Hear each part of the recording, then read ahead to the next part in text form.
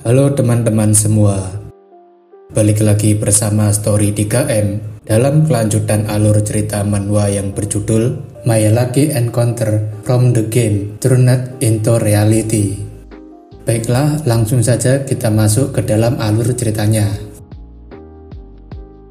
Dalam sebuah pertemuan bangsawan, beberapa orang sangat terkejut mengetahui jika Adrian membunuh ibu tiri beserta saudaranya di Benteng Langit.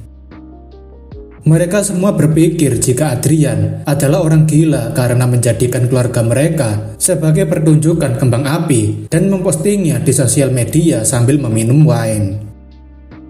Mereka semua yang di sana sangat ketakutan karena tak menyangka Adrian akan segila ini dan berpikir harusnya mereka tidak cari gara-gara sewaktu kecil. Mereka bahkan panik karena Adrian dan kekasihnya yang memiliki gelar baru itu akan membuat mereka memiliki kekuatan militer yang sangat kuat.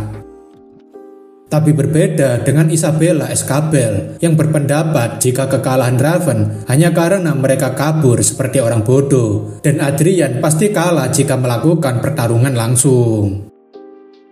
Mereka bertanya apakah Isabella tidak takut karena Isabella adalah orang yang paling sering mengganggu Adrian sewaktu kecil, tapi Isabella mengatakan jika mereka semua pengecut. Isabella mengatakan jika kekuatan Adrian tidak akan bisa dibandingkan dengan kekuatan mereka. Terlebih, Isabella berpendapat zaman telah berubah karena sekuat apapun Archmage, mereka akan kalah dengan kekuatan Benteng Langit dan Aura Master bisa dikalahkan hanya dengan beberapa Vanguard saja. Isabella yakin jika kekuatan mereka, yaitu 1 keluarga Margrave, 1 Earl, dan 4 Viscount bisa dengan mudah mengalahkan Adrian dan Archia.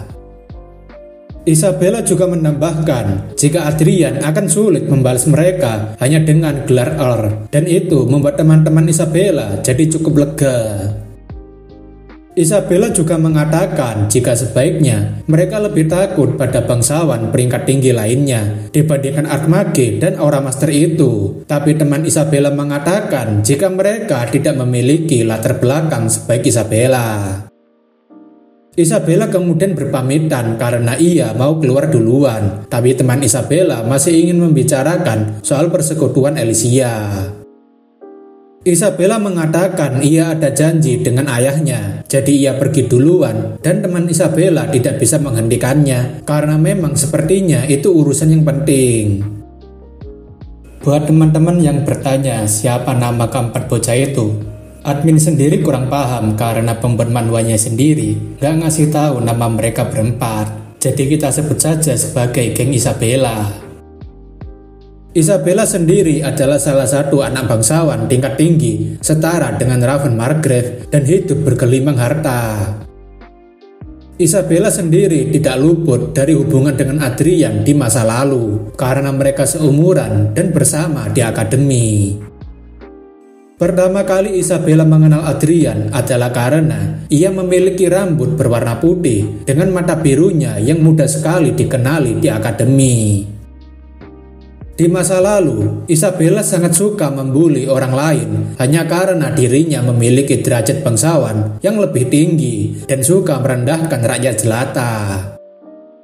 Teman-teman Isabella juga berani ikutan membuli rakyat jelata karena yakin mereka memiliki backingan Isabella yang merupakan bangsawan tingkat tinggi.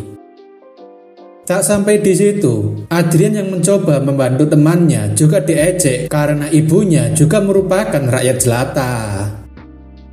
Adrian di masa lalu juga sudah mengatakan pada mereka jika ia akan membalas perbuatan mereka dengan siksaan yang paling mengerikan.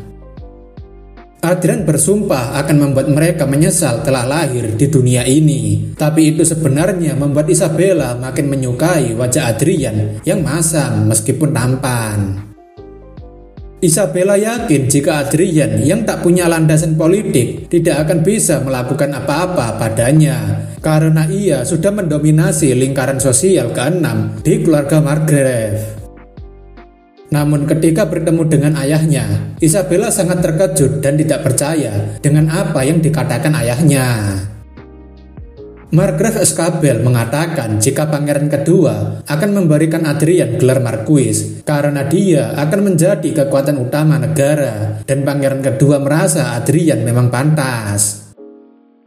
Isabella tak percaya kenapa anak seorang selir bisa menjadi seorang Marquis, tapi Margrave mengatakan Adrian memiliki potensi besar untuk menjadi seorang Archmage Circle 8 karena masih muda.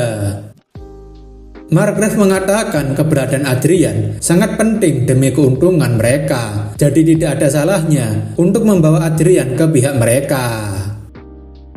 Ditambah lagi, Adrian didampingi oleh Aura Master yang setara dengan Mage Circle 8, jadi Margrave berharap Isabella bisa berteman baik dengannya, dan kalau bisa mereka berdua menikah.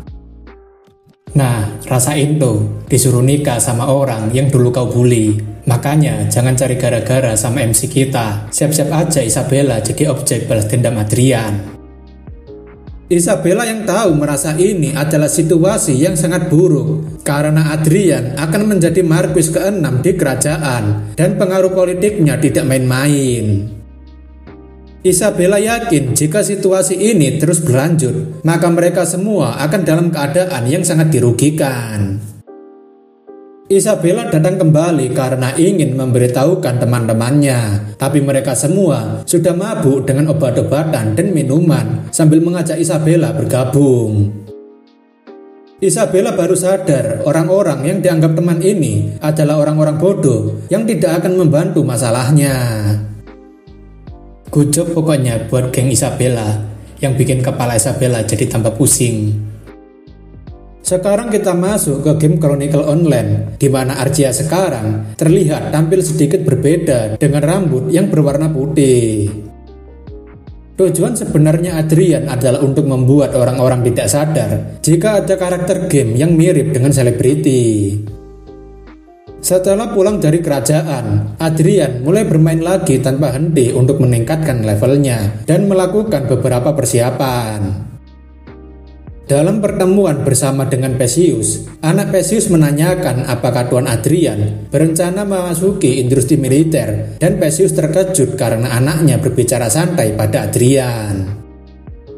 Adrian cukup terkesan dengan analisis Grant yang memiliki 3 talenta tingkat tinggi seperti ayahnya Adrian. Grant mengatakan jika produk bahan kart, manufaktur besi, artefak zenith, menara sihir Konia, dan mana patnik seperti kebo yang tidak bisa diharapkan keuntungannya segera.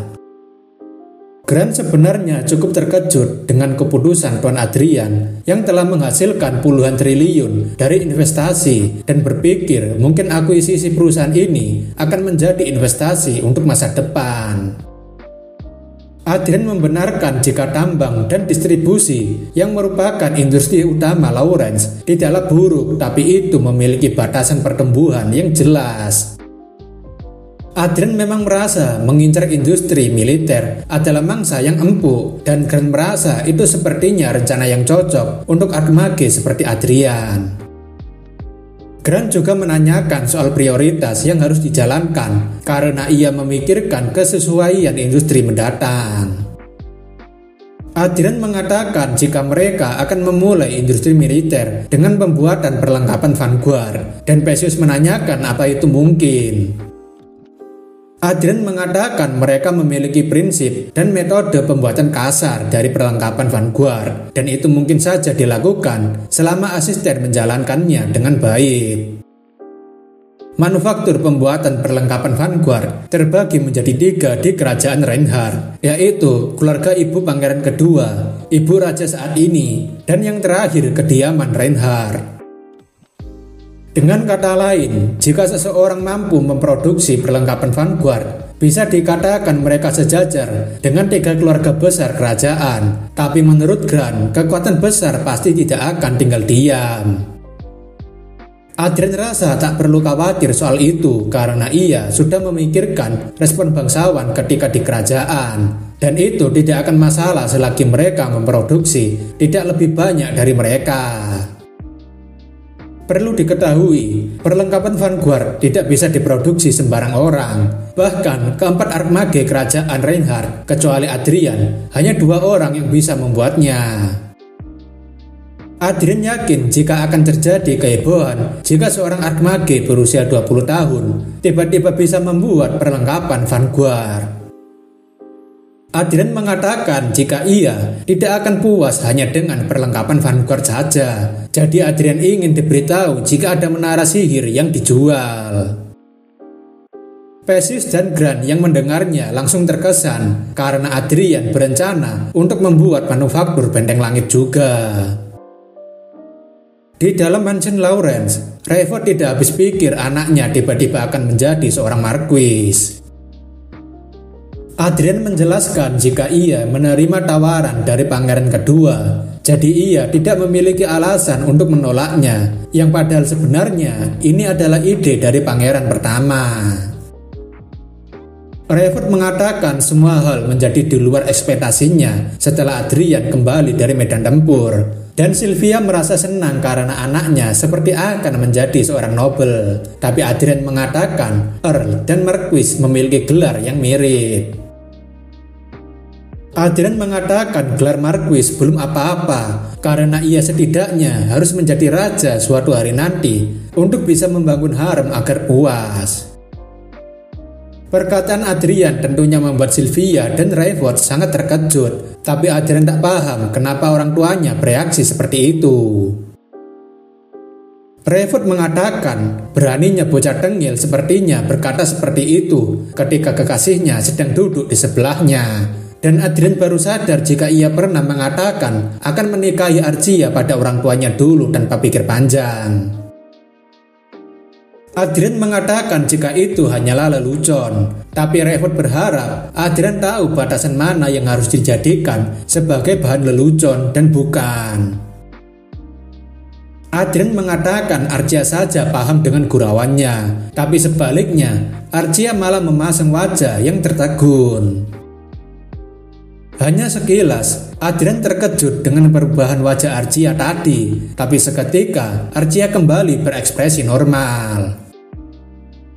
Sylvia berpesan agar anaknya tidak main-main dengan perasaan wanita tanpa alasan, dan Adrian mengiyakan meskipun masih penasaran dengan apa yang baru saja Archia perlihatkan.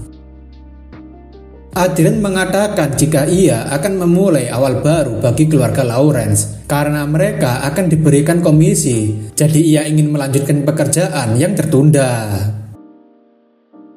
Rayford menanyakan apa itu, dan Adrian mengatakan bukan apa-apa karena ia hanya ingin membersihkan kenaik yang korup dan membalas pelayan yang menyakiti ibunya dan dirinya. Selain itu, Adrian juga berencana untuk membalas dendam pada orang-orang di luar kediamannya.